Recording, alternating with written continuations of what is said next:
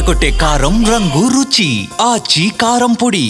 తుఫాన్ ఎఫెక్ట్ కు కకావికలమైపోయిన వరంగల్ క్రమక్రమంగా కోలుకుంటోంది. ఆకాశానికి చిల్లు పడిందిగా అన్నట్టుగా కురిసిన కుండపోత వర్షానికి వరంగల్ 2 రోజుల పాటు హోరుగల్లుగా మారింది. ఎటు చూసినా సరే వరద భీతావహమే కనిపిస్తోంది. ఊళ్ళు వాగులు ఒక్కటైపోయాయి, రహదారులు ఏరులయ్యాయి, వాహనాలు కొట్టుకుపోయాయి, ఇళ్ళు చెట్లు కూలిపోయాయి, రాకపోకలు బంద్ అయ్యాయి, వాహనాలు ఎక్కడికక్కడ నిలిచిపోయాయి. టోటల్గా జనజీవనం స్తంభించిపోయింది. సుమారు 120 కాలనీలు జలదిగ్బంధంలో చిక్కుకుపోవడం, జనం బిక్కుబిక్కుమంటూ గడపడం చూశాం. గ్రౌండ్ ఫ్లోర్ వరకు వరద నీరు ముంచెత్తడంతో విలవిలలాడిపోయారు. అయితే ఇప్పుడిప్పుడే ఆ వరద బీభత్సం నుంచి వరంగల్ కోరుకుంటోంది, సాధారణ స్థితికి చేరుకుంటోంది. కానీ ఇప్పటికీ కొన్ని ప్రాంతాల్లో వరద కష్టాలు కంటిన్యూ అవుతున్నాయి. వరద మిగిల్చిన బురదను క్లీన్ చేసుకునే పనిలో పడ్డారు ప్రజలు.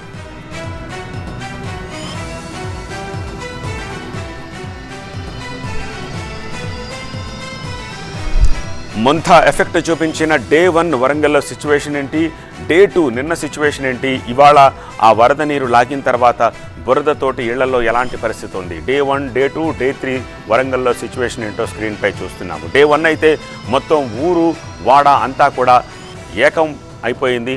ఆ డే 2లో ఆ ముంపులోనే బిల్డింగ్స్ పైనున్న స్థానికులను చూస్తున్నాము. ఇప్పుడు ఆ వాటర్ కాస్త లాగిన తర్వాత డే 3లో బురద ఏ మేరకు అక్కడ మేటలాగా వేసిందో చూస్తున్నాము.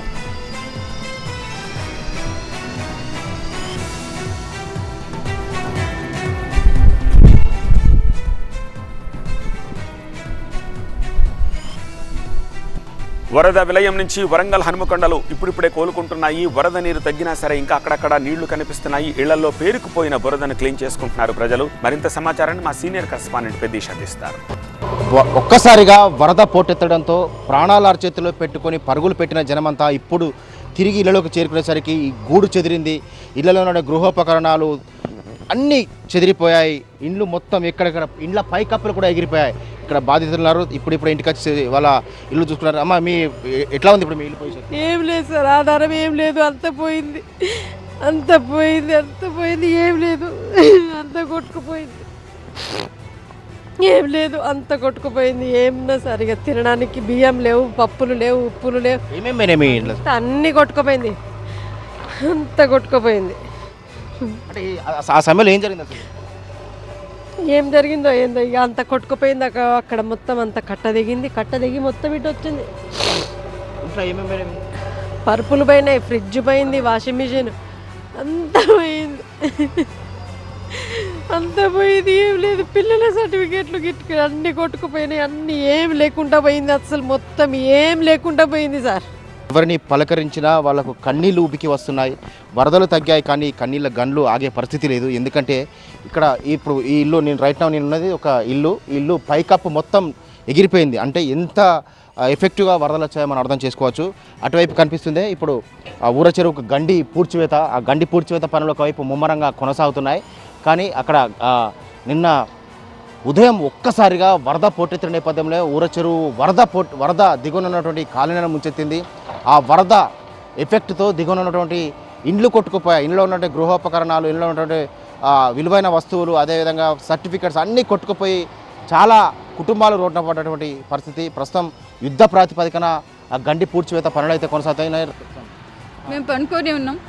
చిన్న బాబు లేచి చిన్న బాబు చెప్పిండు, అమ్మ నీళ్ళు వచ్చేసింది అమ్మ అంటే మేము అప్పటి వరకు లేచి చదువుకుందాం అన్న సరికి నడుము వరకు వాటర్ వచ్చేసింది.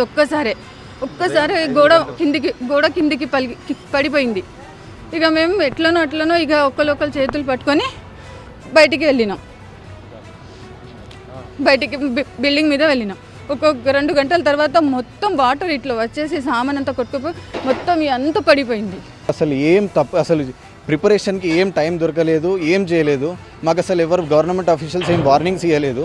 అంతకంటే ఒక రోజు ముందు నేను 9:30కి వెళ్ళి కట్ట చెక్ చేస్తే ఎక్కడ ఫ్లో లేదు. ఒకటేసారి సడన్గా ఇంత ఫ్లో పెరగడానికి కారణం ఏంటిది అసలు నాకు అసలు ఏం అర్థమైతే లేదు. ఒక చిన్న ఆ 2 గేట్స్ ఏదో తెరవలేదు అట. ఆ గేట్స్ తెరిస్తే ఇదంతా అవాయిడ్ చేసేవాళ్ళం. ఇంత లాస్ కాకపోవడం ఇప్పుడు మా మొత్తం జీవితాలు ఆగమైపోయినాయి సార్. ఇప్పుడు ఏం చేయాలో మాకు ఏం అర్థమైతే లేదు సార్. అసలు జీవనాధారమైనటువంటి ఇప్పుడు ఒక విద్యార్థికి జీవనాధారం సర్టిఫికేట్, ఆ సర్టిఫికేట్ కూడా మొత్తం కొట్టుకుపోయాయి. వాళ్ళంతా కట్టుబట్టలతో రోడ్డబడ్డ వాళ్ళంతా కూడా బోరున విలపిస్తున్నారు. ఇది ముంపు ప్రాంతాల పరిస్థితి. కెమెరా పర్సన్ మున్నాతో పెద్దీష్ టీవీ9.